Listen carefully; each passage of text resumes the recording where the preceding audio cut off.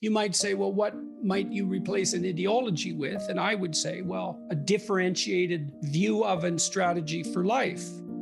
And so when I work with my clients, I never start with high order problems to begin with, like how do I orient myself spiritually? So let's just leave that aside for a second, okay? We'll return to it. What do you need to get straight in your life? Well, you need a job or a career. Career preferably, perhaps. The advantage to a job is that you do it for 8 hours, let's say, and you're done, right? With a career, you're in it all the time. Now, you'll make more money, you'll advance up the economic hierarchy, but you're never done with work if you have a career. And maybe that's what you want. But in any case, you have to have a job or a career. Why? Well, you don't want to starve. You want to take care of yourself and the people that are dependent on you. There are practical, obvious practical reasons, but there are psychological reasons too. I mean, a job gives you something to do every day, just as your career does. And it also addresses the deep human need to be of value and service to other people.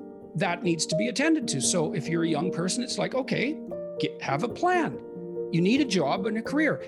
It would be good if it was something that you could be competent at. So the smarter you are, pure IQ, the more complex job you can manage. And then if you add the development of discipline to that, so that's the development of conscientiousness, that can further you. So you need conscientiousness and intelligence to be competent. And the more hardworking you are and the more intelligent, the more complex the job you can manage. So if you're of average intelligence, which you've probably figured out by the time you're 18 or so, it's going to be very, very difficult for you to be a high-end corporate lawyer unless you work insanely hard. So your better bet is to pick a profession that isn't so cognitively demanding, that's still useful. And trades are great as far as I'm concerned. It's not like tradespeople aren't skilled, and it's not like trades don't require intelligence. I am not saying that. It doesn't require as much abstraction, generally speaking. Like if you want to be a lawyer, you have to be hyper-literate and like 90th percentile literate, fundamentally. And you have to be able to formulate verbal arguments, or you're going to get crushed by someone who can do it. Okay, so job and career, you need a plan. Okay, education, you should be as educated as you are intelligent. You should have a plan for that.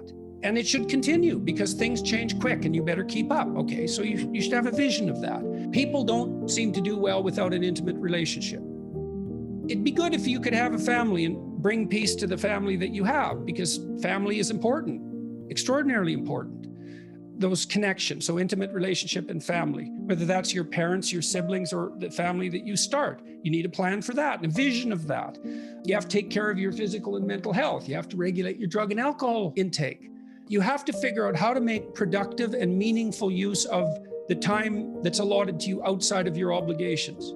That's extraordinarily useful. And you have to address your philosophical or spiritual / aesthetic yearnings, such as they might be.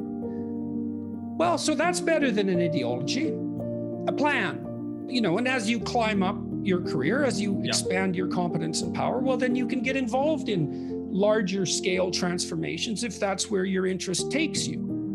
And so with job and career, you should be competent and interested in it. That's a good pathway to success. That's the right place to focus as far as I'm concerned. If you're a young person, it's like, well, have a plan, have a plan.